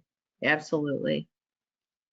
I mean, he gets a lot of hate mail, as you can imagine, but there are also people, I mean, he's getting to about 2 million people every Sunday because he's on the radio, awesome. He's got Rumble, he's on Facebook.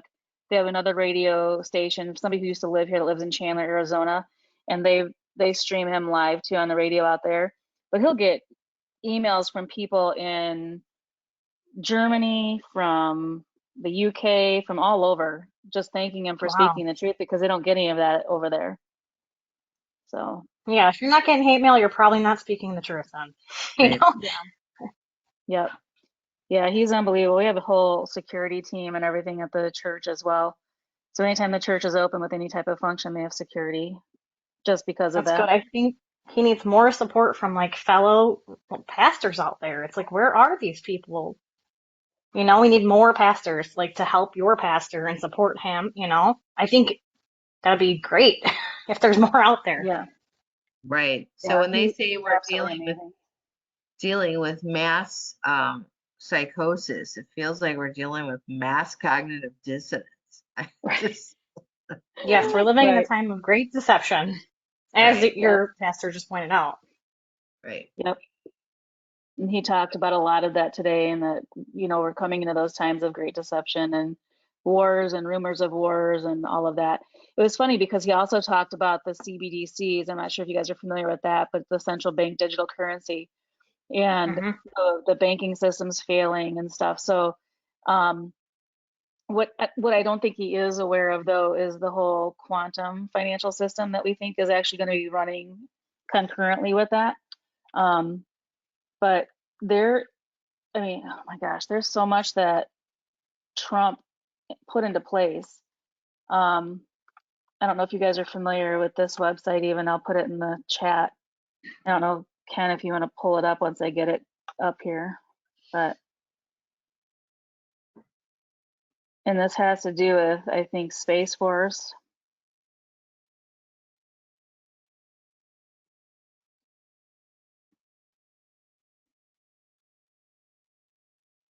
Come on.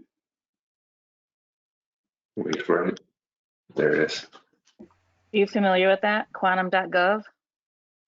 No. Oh, it's fabulous. You guys need to play around in there for a while. But it goes through like the whole, like the quantum system and things that, like, it's a national quantum initiative. Quantum National or World Quantum Day is April 14th, which is coming up in a couple weeks. Is there something in particular you want me to share from the site? Nope, just the site, and people can take it and go play around in here and kind of look and see what's in here. But it's fascinating to know that there were orders that were put into place surrounding this. Let me see if I can pull up a couple other things. Hold on. Right. So it's interesting. All the agencies at the bottom of the page on that website, it's Air Force, the Army, Department of Oh, Defense, right? They're all there. Department Yeah, of State, that's supposed to be secret. Hey, what's that? what's I that? didn't know DARPA Department. Homeland Security, NSF, NIH. Oh, there's the National Institute of Health that's in there. That's Department of interesting. Justice. Yeah. National Security. Department of Energy. You know, it's interesting though. I don't see the Marines in here. They're under the Department of the Navy. Are they? Okay. Yep. Yep.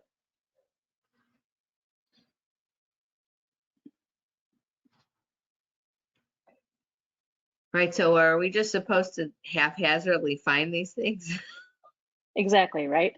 So I probably should have shared this with you a long time ago, but I found it, oh my gosh, probably a year ago, and was playing around in there a little bit. But let me see if I can find this, one of the bills that is associated with this.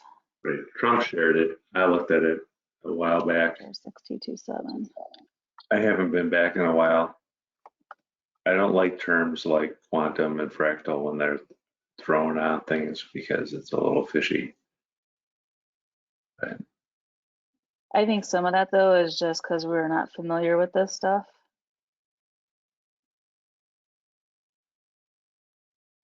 And if you look up some stuff with Tesla, he talked about quantum all the time, quantum physics, all of that. There's another one. I gotta go grab my charger real quick. Okay. Interesting. Very interesting.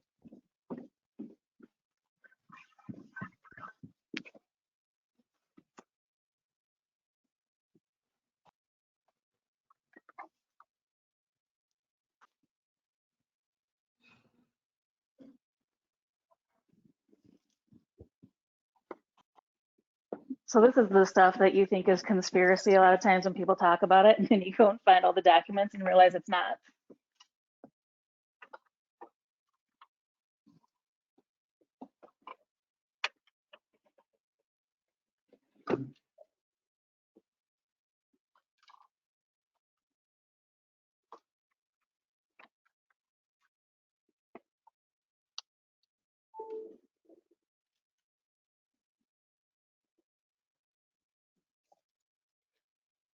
Okay, let me see.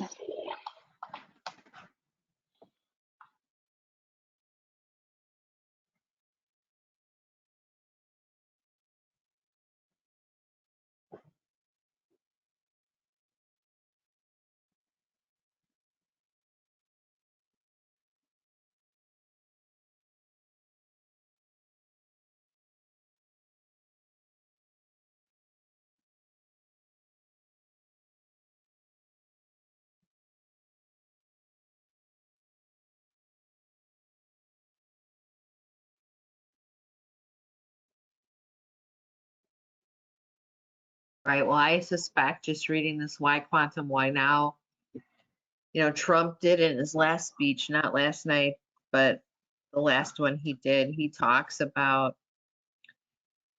a whole bunch of new like technologies and stuff like cars and beyond some well beyond Tesla basically, and Yep.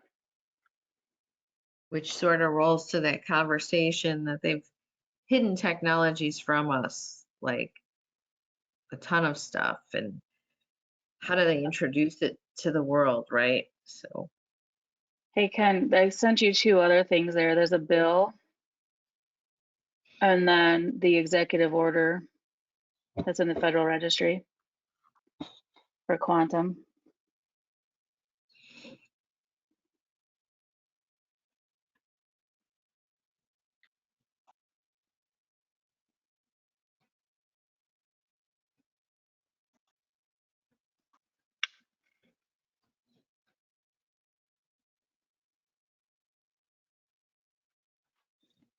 So there's the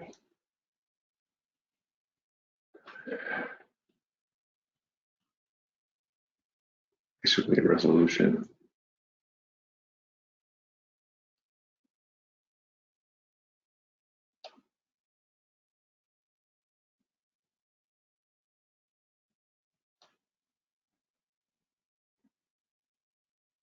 The 10-year plan to accelerate the development of quantum information science and technology application.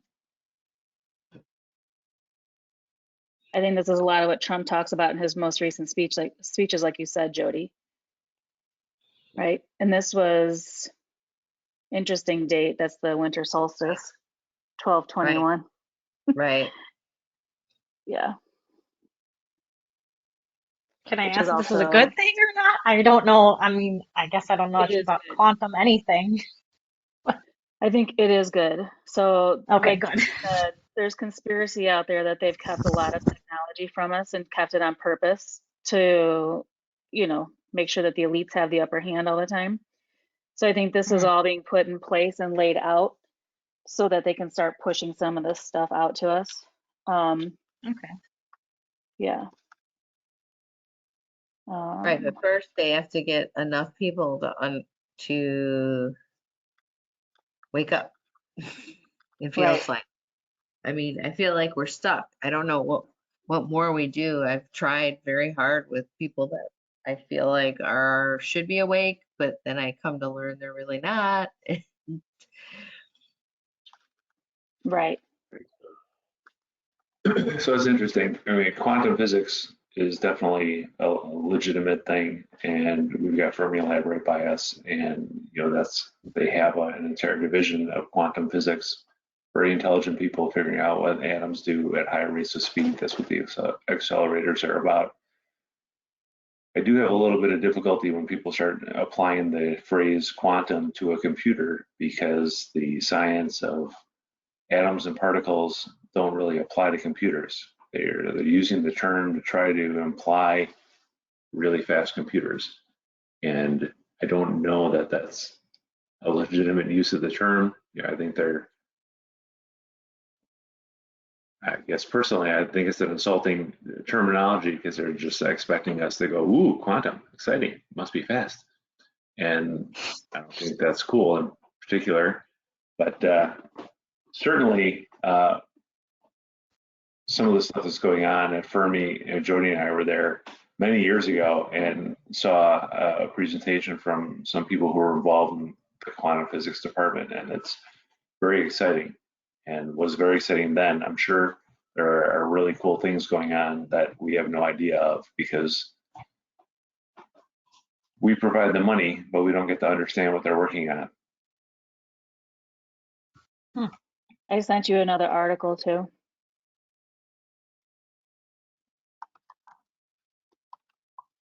Right, we don't know a whole lot about cryptocurrency. I know that there's debate over it, and it's, you know, Trump hasn't been a fan of it. Not that I follow everything Trump says, but You're so right though. They shroud everything in mystery and like secretive stuff. You know, like the masses can't know these things. And it's like, that is insulting when it is our money going toward this stuff. totally. Don't we have a right to know? Don't we have a right to transparency? We should have a right to Supposed transparency. to. I mean, I see the way people have to sue the government with FOIAs and just get basic information. It's like, there has to be a better way than that. Right, and if you've ever done you know, when we were working on election integrity, we FOIA'd every county in the state of Illinois. In a very, you know, there's a number of people doing that effort, and there are many counties that refuse to respond to the FOIA. So once And how do you again, hold them accountable? You can't, or you can't. wow, that's the So- problem. Right, it's eye-opening, right? So apparently they've decided it's their prerogative to decide if they want to send you the information or not. So they play games. Wow, that's frustrating. Sure is. So what is this? Well, there's just an article about when he signed When he signed? executive order, yeah, 13772. The Fed now. What was that?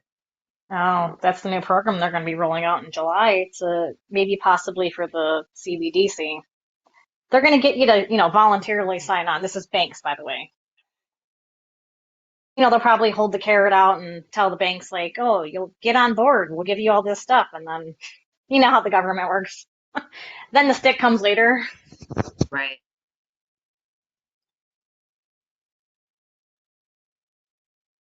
I think they're trying to put all the regional and small banks out of business. And then we'll just have these big, huge conglomerate banks that merge with the government, you know.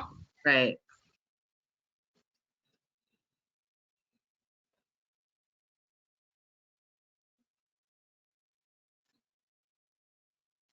So I'm trying to find you some information like with Tesla and some of his stuff as well. Like I was watching the Tesla Files. I don't know if any of you have watched that on the History Channel. No. Mm-mm. So I was watching this with my husband, and after doing some research, you know, like I do, and we're watching the Tesla Files, and they had, when he died, there were 80 crates of stuff that they packed up from his hotel room where he was living in New York. It was a Hotel New Yorker. And so 60 of the crates made their way back to Yugoslavia, where they said he was from. And the curator of the museum there had all the stuff. And so these guys had FOIA'd some scientists had FOIA'd the FBI to find out where the crates went. Well, 60 of the crates went over there. And so they were asking the curator where the other 20 crates were, and he was getting upset with them. He's like, no, there's only 60 crates.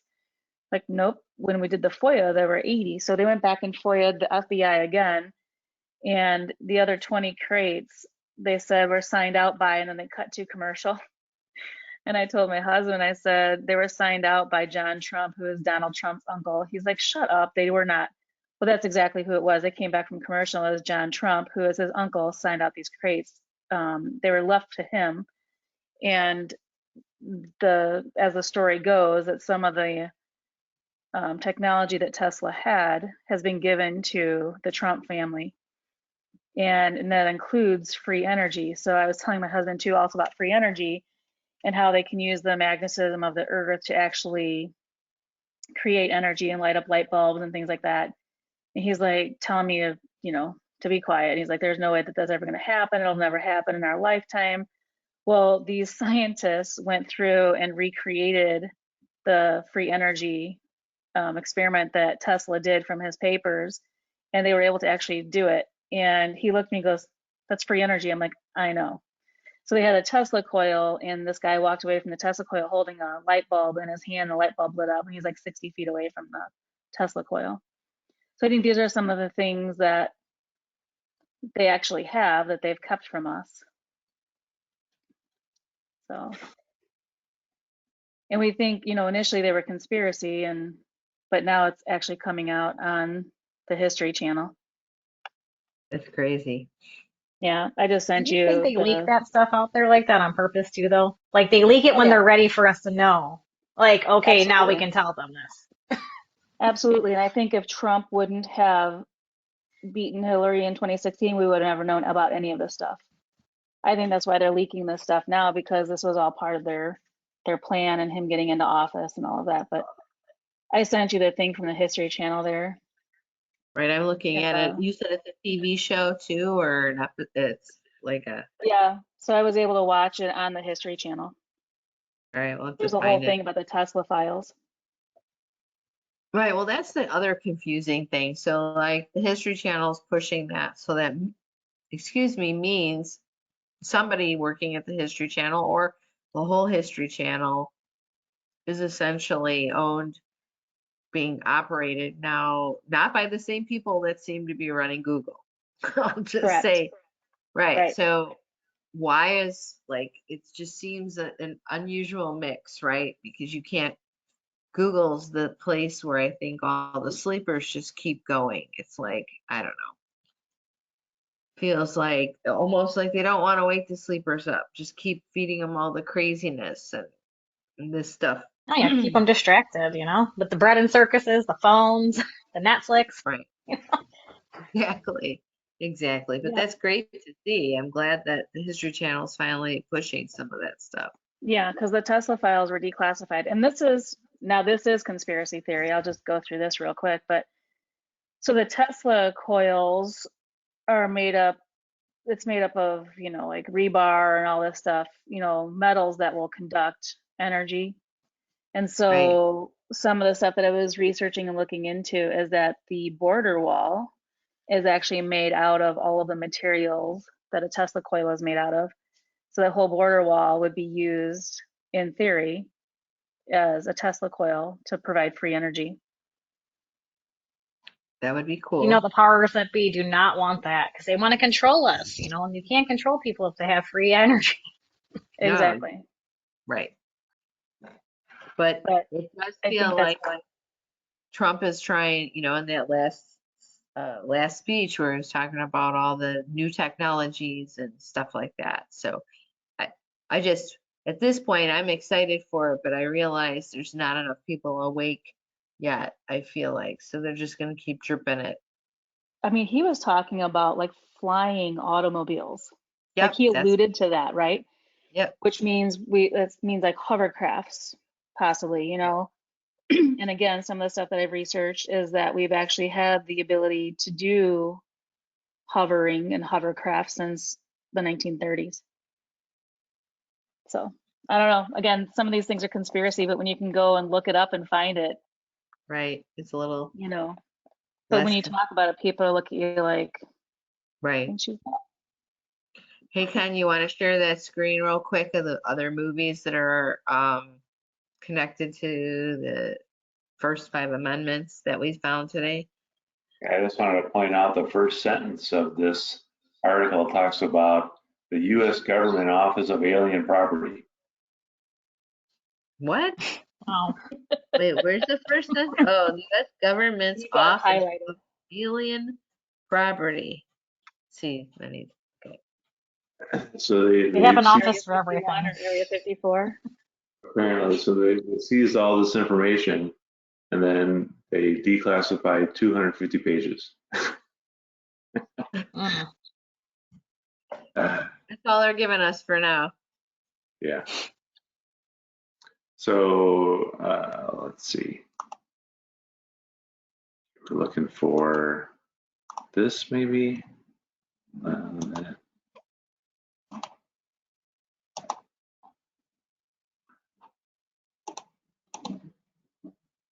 Oh, yep.